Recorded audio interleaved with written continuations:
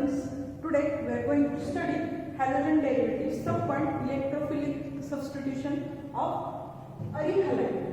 म्हणजे electrophilic substitution ला काय म्हणतो एससी अरिल हलाइड मध्ये इलेक्ट्रोफिलिक सबस्टिट्यूशन आपण आज स्टडी करणार आहोत. तर in aryl halide electrophilic substitution reaction is very slow as compare to benzene. आपण बघितलं की अरिल हलाइड मध्ये क्लोरोबेन्झीनचं जर रेझोनन्स स्ट्रक्चर बघितलं तर आपल्या लक्षात येईल की very electrophilic substitution very low card. बघूया. In previous lecture, we already studied it, that point. इथं आपल्याला काय बघायचं आहे? रेझोनन्स स्ट्रक्चर बघायचं आहे. त्यामध्ये ही इलेक्ट्रॉन पेअर इकडे शिफ्ट झाली, ही इकडे शिफ्ट झाली. इथं निगेटिव्ह चार्ज झाला, इथं डबल बॉन्ड झाला.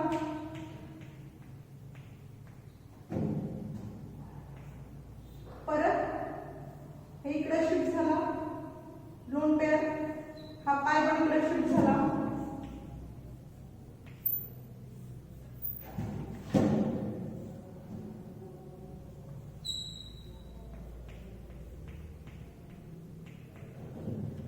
इथं पॉझिटिव्ह चार्ज आला, इथं पण पॉझिटिव्ह चार्ज आला.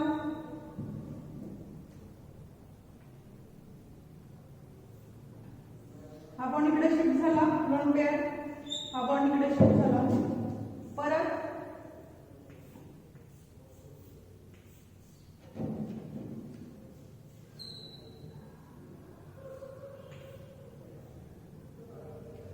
हा इथे शिफ्ट झाला.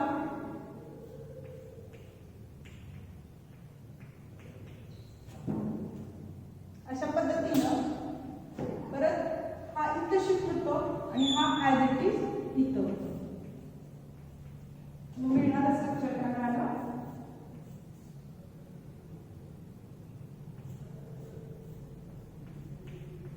लोन पेअर आणि अशी इथं मिळाली. हे मागच्या लेक्चरमध्ये आपण बघितलं होतं. याला काय म्हणायचं रेझोनन्स इफेक्ट. मग इलेक्ट्रोफिलिक सबस्टिट्यूशन. इलेक्ट्रोफिलिक सबस्टिट्यूशन म्हणजे काय तर इलेक्ट्रोफाइल म्हणजे इलेक्ट्रॉन लविंग स्पीसीज कुठं अटॅक करते तर इलेक्ट्रॉन रिच सेंटरवर अटॅक करते.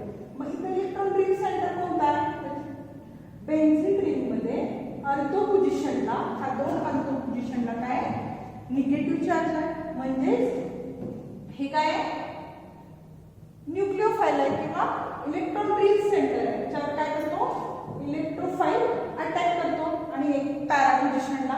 हे कशामध्ये आहे तर ह्या अरिल हलाइडमध्ये. जरी इलेक्ट्रॉन रिच सेंटर असले तरीही इलेक्ट्रो न्यूक्लिओफाइल अटॅक करत असताना अल्कोहोलिक पॅरा पोझिशनला करू शकत नाही किंवा स्लोली करतो. का स्लोली करतो तर हा जो हलाइड आहे तो काय इलेक्ट्रॉन डेन्सिटी स्वतःकडे खेचून घेतो. त्यामुळे स्टेरिक हिंड्रन्स तयार होतो आणि त्याच्यामुळे काय होतं तर इंडक्टिव्ह इफेक्ट मायनस हा इंडक्टिव्ह इफेक्टच्या कारणाने काय होतं अल्कोहोलिक पॅरा पोझिशनला जो न्यूक्लिओफाइल आहे तो अटॅक करताना स्लोली अटॅक करतो. पण रिएक्शन होतात पण कशा होतात स्लोली होतात. अशा पद्धतीने electrophilic substitution in aryl halide काय होतं स्लोली होतं as compare to benzene. Generally ह्या पोझिशन अल्कोहोलिक पॅरा पोझिशन काय असतात मोर ऍक्टिव्ह असतात इलेक्ट्रोफिलिक सबस्टिट्यूशनच्या बाबतीत. पण अरिल हलाइडमध्ये काय होतं ड्यू टू अल्डिहाइड ग्रुप काय होतं तिथं मायनस आय इफेक्ट असल्या कारणाने ही पॉसिबिलिटी स्लो होते. ह्या पद्धतीनेच आपण पुढचे रिएक्शन बघूया. इलेक्ट्रोफिलिक सबस्टिट्यूशन रिएक्शन बघूया. फर्स्ट आहे हॅलोजनेशन.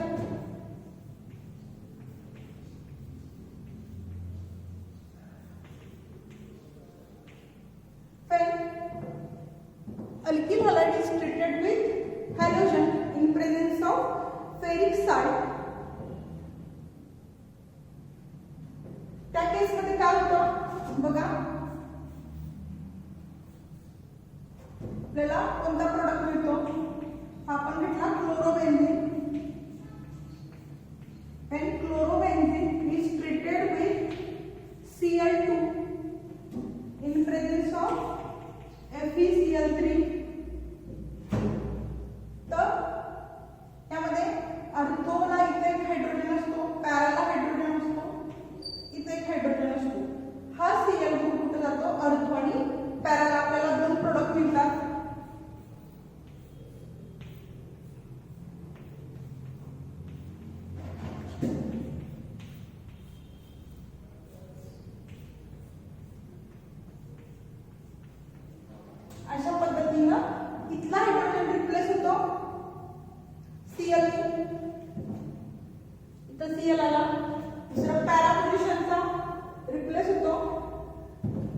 पॅरा पोझिशनला Cl आला. अशा पद्धतीनं आपल्याला प्रोडक्ट हे मिळतात. त्यांचं नाव काय? 1,2-डाय क्लोरो बेन्झीन. तसंच त्याचं नाव काय? सॉरी, याचं नाव 1,4. पॅरा पोझिशनला Cl आहे, इथं 1,2-डाय chloro.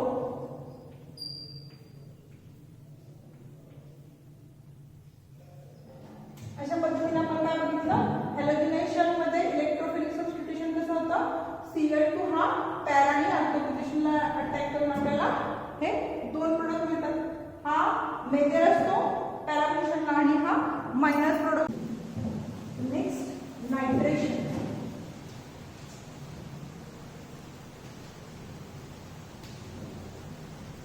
Nitration of क्लोरोबेन्झीन.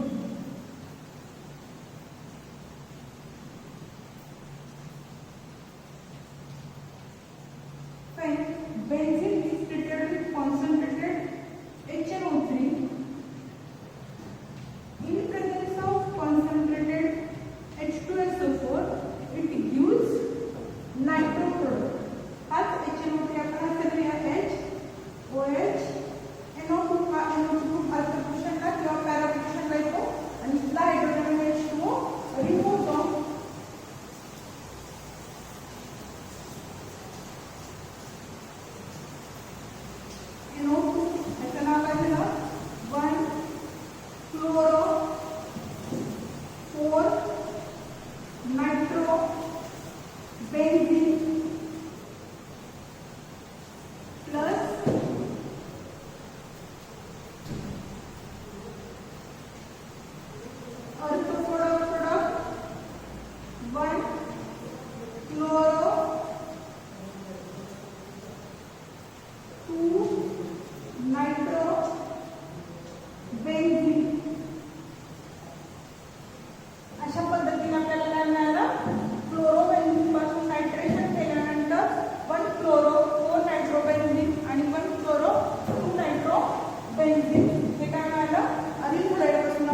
Electrophilic substitution reaction मध्ये काय?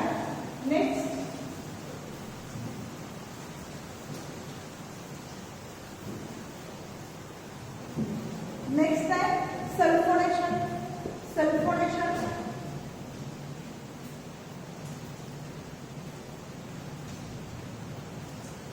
जर क्लोरोबेन्झीन सल्फोनेशन काय केलं तर आपल्याला परत काय मिळतो?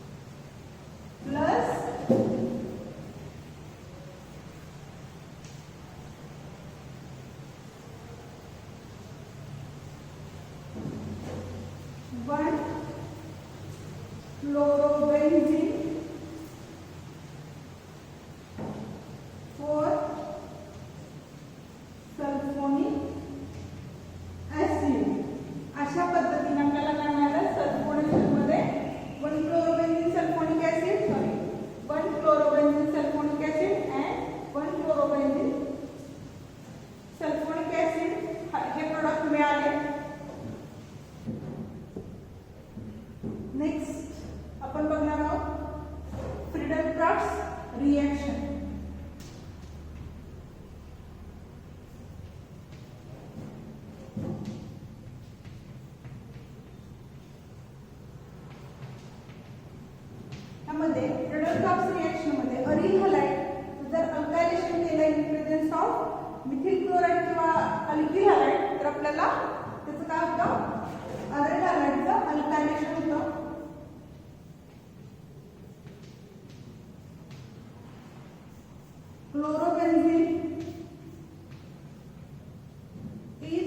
treated with methyl chloride in presence of anhydrous AlCl3. It gives two products at ortho position, alkyl group, and in second para position CH3 group. त्यामध्ये बघा त्याचं नाव काय झालं 1-chloro toluene, त्याचं नाव झालं 4-chloro toluene. अशा पद्धतीनं जर अल्कायलेशन केलं तर CH3Cl ग्रुप मधील अल्किल ग्रुप ऍट अर्थ आणि पॅरा पोझिशनला येतो. अशाच पद्धतीने आपण काय म्हणूया acylation.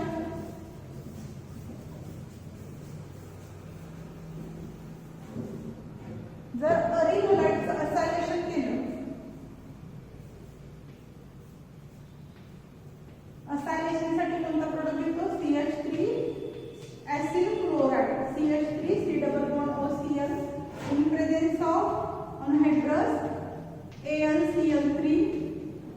It gives CH3 C++ group and अर्थ आणि पॅरा पोझिशनला Cl C++O CH3, त्याचं नाव आहे 1-chloro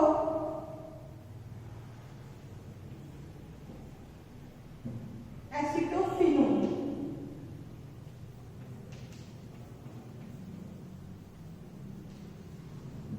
आता ऍसिटोफिनोन तयार झाला 1-chloro acetophenone. तसंच पॅरा पोझिशनला